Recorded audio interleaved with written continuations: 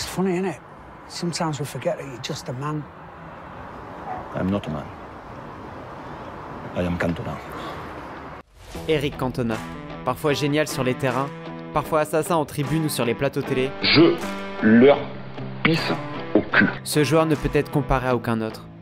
D'une facilité déconcertante balle au pied, véritable chef d'orchestre, Cantona n'en reste pas moins un joueur de caractère qui sait se faire respecter sur tous les terrains du monde, même les plus hostiles. Dès ses débuts à Auxerre, le joueur présente de très belles qualités offensives. Mais on pressent également en ce moment-là chez lui un caractère hors du commun, qui peut le faire totalement sortir de son match pour réaliser des gestes spectaculairement dangereux. Après quelques années en France et sans trop de gloire dans notre pays, il rejoint l'Angleterre et Leeds United. Et à partir de ce moment-là, la légende du King peut commencer.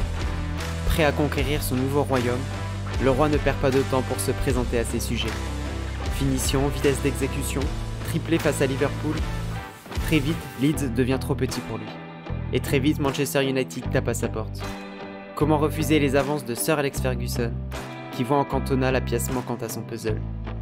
Le col relevé, les lucarnes nettoyées, très vite le Marseillais est adopté. Sous ses nouvelles couleurs, le joueur conquit le royaume en remportant tout ce qui est possible de remporter. Ses pieds, capables d'inscrire des bijoux en finesse, sont également capables d'atterrir sur le torse d'un supporter. Ce geste, ayant fait le tour du monde et dépassant la sphère du football, ne fera qu'accroître la légende du personnage.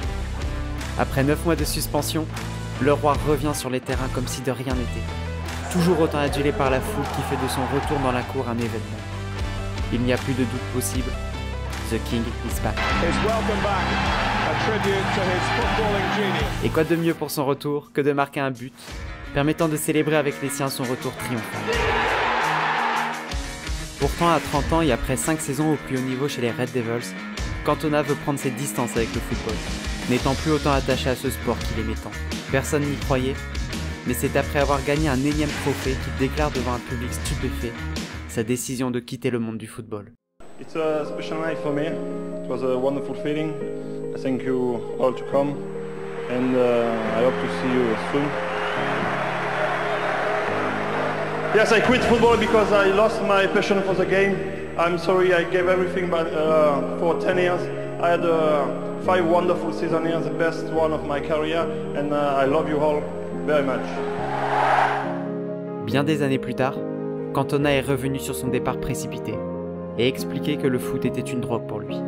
Une passion tellement dévorante qu'il avait préféré la fuir plutôt que de sombrer dedans. Malgré tout, le roi a daigné nous laisser profiter de son talent durant 10 saisons. Bien qu'étant moins souverain dans les clubs français ou en équipe nationale, Cantona a été couronné du succès outre-Manche. Capable du pire mais aussi bien souvent du meilleur, il était ce genre de joueur pour lequel on venait au stade. Le numéro 7 a laissé sa trace dans le foot, des cicatrices sur les défenses et des souvenirs inoubliables dans les cœurs des fans. Et c'est pourtant au sommet de son art que le roi tira sa révérence.